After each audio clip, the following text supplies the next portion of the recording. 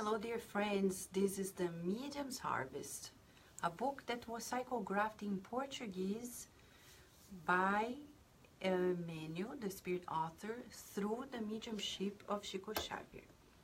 This book represents to us a new doorway to a new understanding of mediumship, a deeper feeling about the scriptures that Kardec brought to us in the Medium's book. It was actually a tribute to the publishing of the book in 1861. The Medium's book by Allan Kardec. This book was published, compiled, and then later published in 1861. It's such an up-to-date book that nowadays when we read The Medium's Harvest with Emmanuel, we go back to the Medium's book and we see the safe pathway to an educated mediumship. Today, we're going to talk about something that is quite universal. Many people want to talk to spirits about the future. Can we actually get to know of the future? That is actually a question that Kardec asked the spirits. And it's published in the Medium's book in chapter 26, which is about questions that may be addressed to the spirits, which is very, very important. You see how Kardec was a wonderful educator. He compiled chapters as instructions, guidelines. That's why the Medium's book is the manual for mediums and evokers. So today let's talk about question 2, item 289, question 7. Kardec then asked the spirits, can spirits unveil the future to us? What do you think? Can they? Answer, if human beings knew the future, they would neglect the present. And yet, this is an issue about which you always insist on obtaining a precise answer. What a beautiful way of addressing it. And they are replying to Allan Kardec. Allan Kardec. So before I continue, we would like to clarify something here. One of the most destructive features inside of us that doesn't allow us to participate in a mediumistic meeting or to move forward in these works is what we call sensitivity. In Portuguese, melindre. Allan Kardec asked questions, and often the spirits were very straightforward, to the point that they answered the question in this way. And he didn't feel offended. He didn't feel like, oh my gosh, look at the way the spirits are talking to me. Forgive me for enacting this way, but I am enacting the child inside of us. Remember when we talked about the transactional analysis, when Eric Byrne talked about our mental structure, the emotional one being like the parent, the adult, and the child. When the child is not doing well, we're constantly asking for reassurance, for being nurtured, for people to be in love and understanding. The adult does not expect that people are going to fulfill our expectations, because the adult knows that people will do what they need to do. The parent is going to demand. The child is going to demand in a childish way. And that's where oversensitive comes in place. A very difficult role, creating obstacles for spiritist groups and mediumistic activities. Kardec gave us a beautiful example of not to be sensitive. He was like, he heard the spirits saying, oh, which you always insist on obtaining a precise answer. And Kardec was not hurt, because he was the adult, thinking.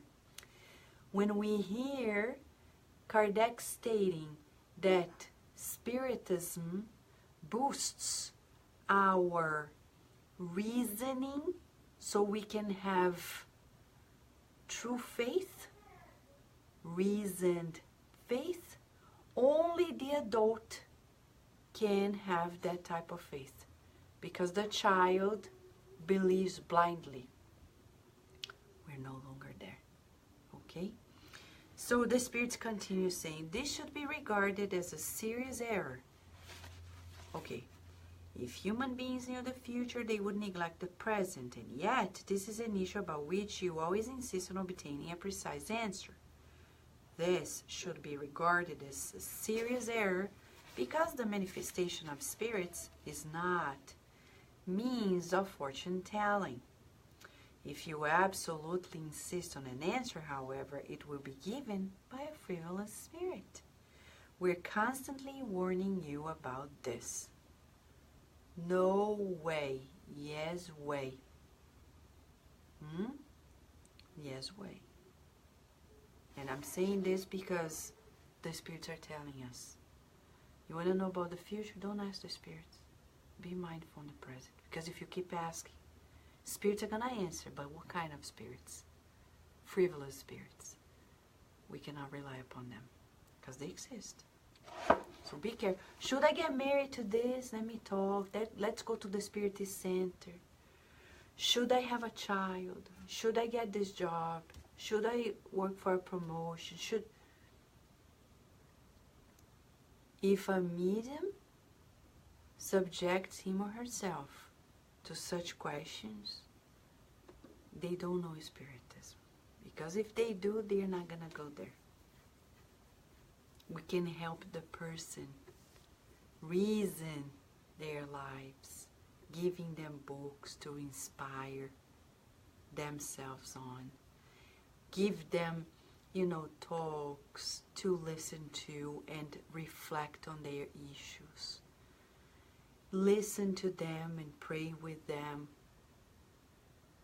But we're not going to say, the spirits are telling me that your future is going to be X, because the future depends on our choice in our free will. Okay? So, what does Emmanuel tell us in regards to that? Does he have anything else to tell us? Let's see, because Emmanuel is the educator of the beyond, who came through Chico Xavier in a very loving and firm way. And Emmanuel needs to be heard. Emmanuel, it's just my voice, but it's Emmanuel's breakdown of Kardec's. Okay. Our internet. So for those who are watching us, let's not forget. The symposium is coming up in Washington, D.C. on April 21st. It's the United States of America's Spiritist Symposium, an opportunity for all of us to be together, not only learning and serving, but mostly praying together for these critical times that we're living on the earth. So that's an opportunity. If you're gonna come to this area, you can visit the Spiritist side of Virginia. You can visit Kardec Radio's headquarters and be together. The event is sponsored by several Spiritist organizations around the United States, including Kardec Radio, the Spiritist side of Virginia, etc., and is coordinating by efforts of the United States Spiritist Federation and the local committee as well. We would recommend that you go to the website spiritidsymposium.org to do your registration and make sure that you're going to be there so we can be together in this beautiful opportunity to join forces with the Christ. Future, chapter 57, Future. It was a public meeting on August 8th, 1960, based on the question 7 in item 289. And then Emmanuel tells us, he explains, if you research about the future, contemplate the the lands on the earth that abandonment has entrusted to dryness. If you do not extend friendly arms, you can perfectly predict the future, because tomorrow, for every soil relegated to negligence, there will always be desolation. But if you seek the living water in it, removing sand and debris, no one can foresee the excellence of the oasis that will rise from the desert. In reality, all people evaluate for sure the future of evil when evil is preserved. However, no one will be able to foretell the glory of the good when good appears. Transplant the image to the field of life. If you cultivate intolerance, you do not have to ask about the harvest of aversions that will fatally come your way. If you enjoy abuse, you do not have to resort to fortune tellers to know the imbalance to which you'll be projected to. If you flee from your duty, you do not need to inquire the diviners to know how much it hurts the consequences of desertion. It is possible to have with you a collection of problems brought from the past in regards to annoyances, temptations, commitments, tests, between life's difficulties and family struggles, because what is now happening now represents what has been brought right up until today. Do not lose sight of what may be on the screen. Do not lose yourself regarding the screen of your future, because if you want to renew yourself in the good, by feeding the good, all the evil that afflicts you will be well tomorrow. I know you may be saying, Vanessa, can you repeat it? We will repeat little by little. Emmanuel, what is he telling us? He begins, if you're going to dig in about your future regarding what is going wrong, you don't need to ask others, you just observe yourself. He says, if you practice intolerance, inevitably we're going to harvest aversions. If I practice intolerance, there's this cute boy, the video that I saw a few days ago on Facebook, and he talks about this. Do you practice joy in your life? Or do you practice anger? Do you practice worry? Do you practice whatever else? So if we practice intolerance, what is to practice intolerance? It's just what we're seeing in the world nowadays. It's like, oh, I can't believe that person did this. And we go home like indignated all the time. Like, oh, unable to seek the good. Unable to seek the good.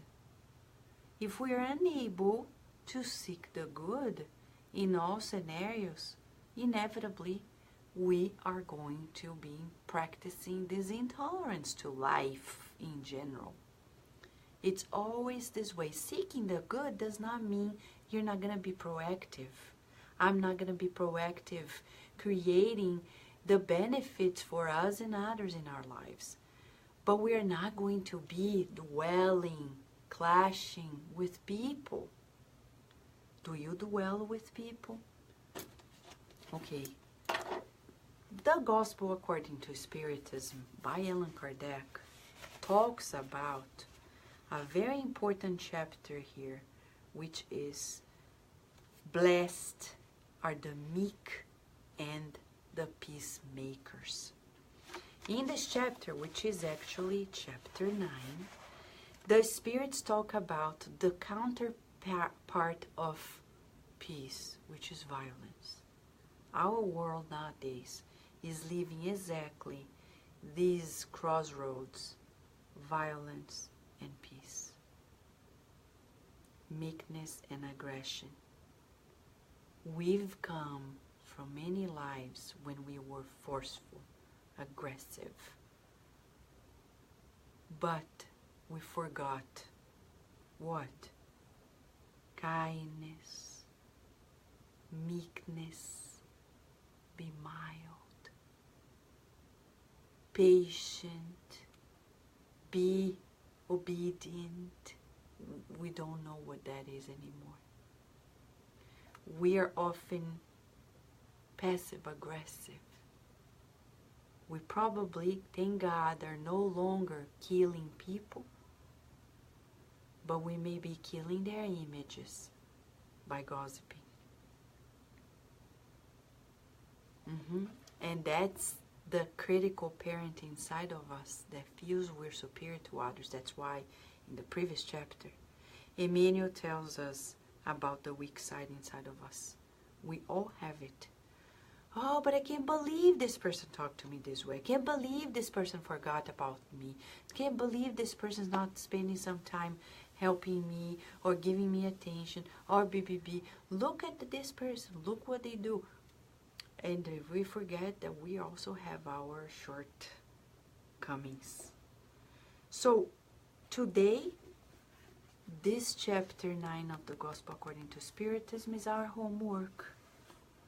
Because if we decide to practice these meekness and peace-loving features, we will march towards a beautiful future. That's law of cause and effect, action and reaction. Emmanuel, pretty much in chapter 57, is telling us that you don't need to ask others about the consequences of the choices today. Just observe it, and you naturally predict yourself. What's gonna happen to my marriage? Well, just watch what's happening. What's gonna happen to my child? Look what is being taught. What's gonna happen to my country? Well, if it continues this way without intervention, it may be this or that and the other. So Emmanuel is telling us, observe that everything in nature, including yourself, is subjected to the laws of life. And a main law is the law of action and reaction, the law of cause and effect. So if you practice intolerance, you don't need to ask people, mediums, do you think people envy me? Do you think people don't like me? You already know the answer. I may already know the answer. If you enjoy abuse, you will create spiritual imbalances. And what is abuse? Why does he say abuse? It's when we are incurring in the violence against people's freedom. And freedom is a law in this universe of God. You are free. I am free. Though we have the boundaries of each other's impact. But we're free. If somebody's crossing that line and imposing, demanding, they're being abusive. They may be abusive physically. They may be abusive emotionally, spiritually, blackmailing, conditioning like parents do to children. There are outrageous situations in which parents tell their children, if you do this, you're no longer my child. If you decide to do that, you're no longer living in our house. And we're talking about not crimes, we're talking about choices of sexual orientation, choices of profession, choices of partners,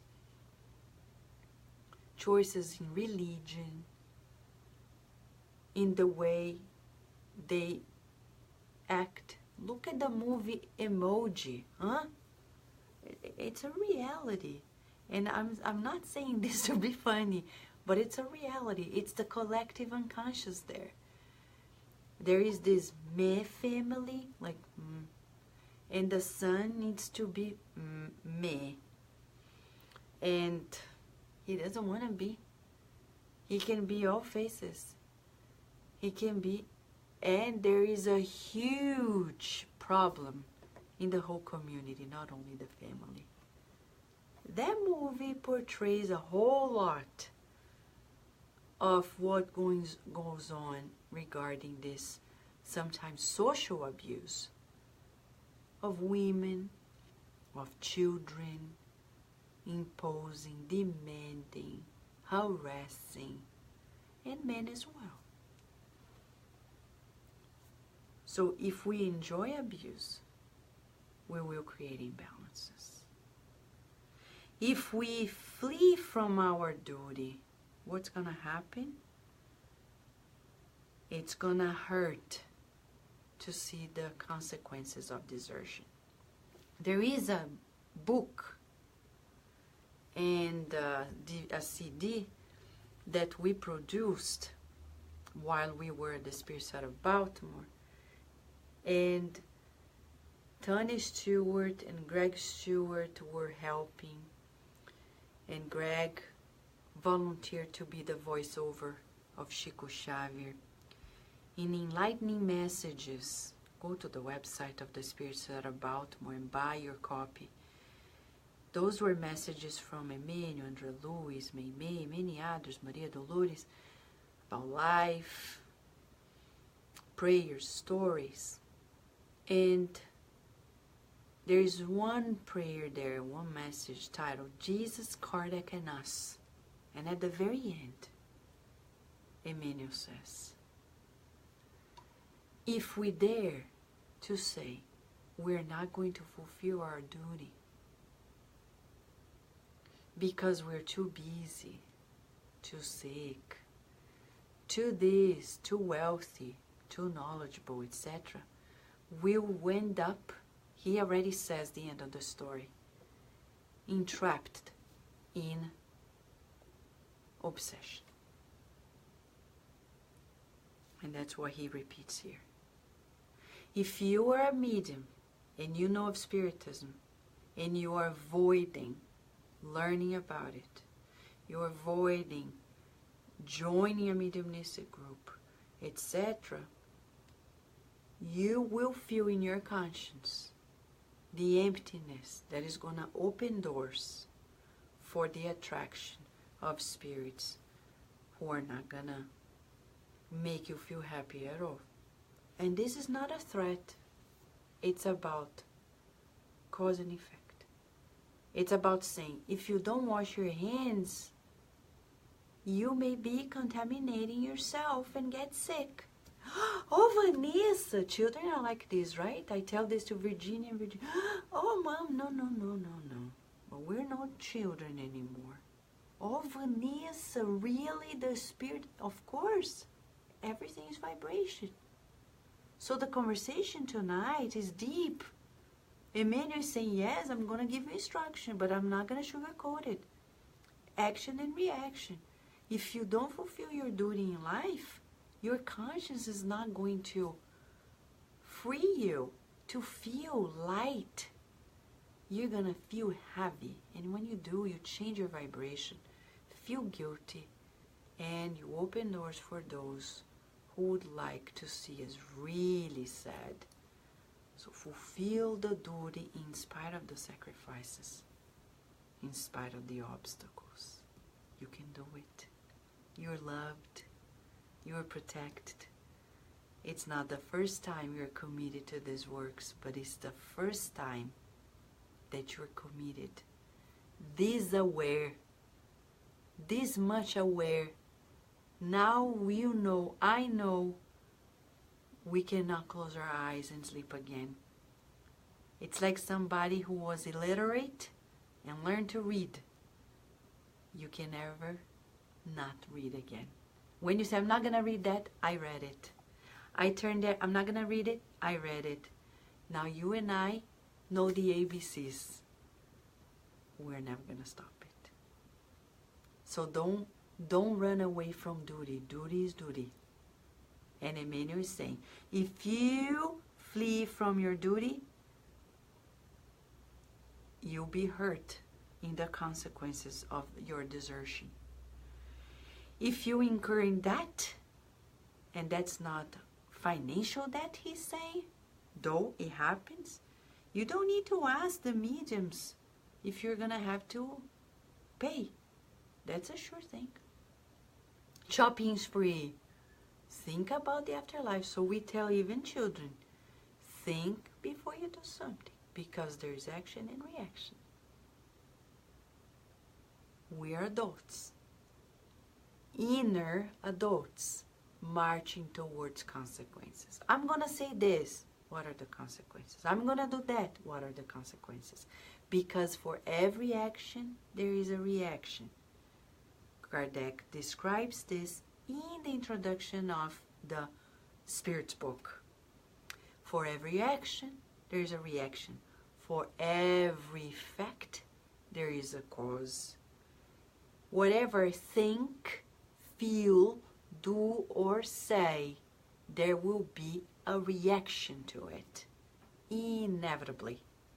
Each and every millisecond of our lives. The sum of it all is our destiny that we created ourselves. So he says here, clear cut, do not, he says here, do not spend your time with readings about the future. Mamma mia, free yourself, don't spend your money there, with all the respect. But if you want to renew yourself in the good, nourishing the good, all the evil that afflicts you will turn into good tomorrow. You want to know tomorrow? Do the good, do the good, do the good, do the good, do the good, do the good. Seek the good, feel the good, visualize the good, but not only for you, because that's selfishness. Not only for me, selfish. No, for everybody. I want to sleep less, rest less, work more, serve more. And be meek, peacemaker, kind, obedient, dutiful, patient. Allow time to take care of things we cannot. But be strongly nourishing ourselves with the good. That's why Kardec Radio has its slogan, nourishing your soul with Kardec Radio. Immortally, we're nourishing ourselves. He says, if you want to renew yourself in the good, nourishing the good, giving to others, every evil that afflicts you today is going to disappear and turn out into good tomorrow. What do you think? How do you feel? Right, Rudy? Seek, feel, visualize both the good in the present and the now. How? Pray more. Practically, let's pray more. Let's read more of these books, because this is nourishment for us. Pass it along. Give more hugs. Dwell less. We don't want to be right. We just want to fulfill God's will, which sometimes or most of the times is silent. Let people break down the math like we need to break down the math of our actions every day. Like St. Augustine said, go to sleep and rewind the tape of the day kindly and say, oh, that was not right. Oh God, good spirits, help me repair it. Today, call, email, do the good, forgive and forget, ask for forgiveness, and so on and so forth. So friends, here we are with these beautiful teachings. Today, unfortunately, I'm not going to read all the names because unfortunately time is running out. But tomorrow, and I'm sending a lot of love to you, but more than me, God is, and the good spirits who are with us, because it's a joy to be here. Chapter 58, you're going to be impressed. Now we've got 57 instructions to prepare us for the one that is titled Mediumistic Team. Are you part of a mediumistic team? Are you forming a mediumistic team? Are you dreaming of forming a mediumistic team? This is it. Tomorrow when we come here, he says, teaser, huh? No construction is built by moving forward and backwards at the same time. In reality, any construction demands determination, discipline, perseverance, and objective.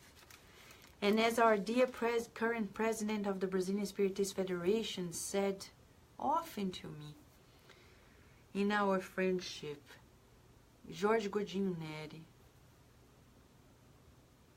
it's been 20 years.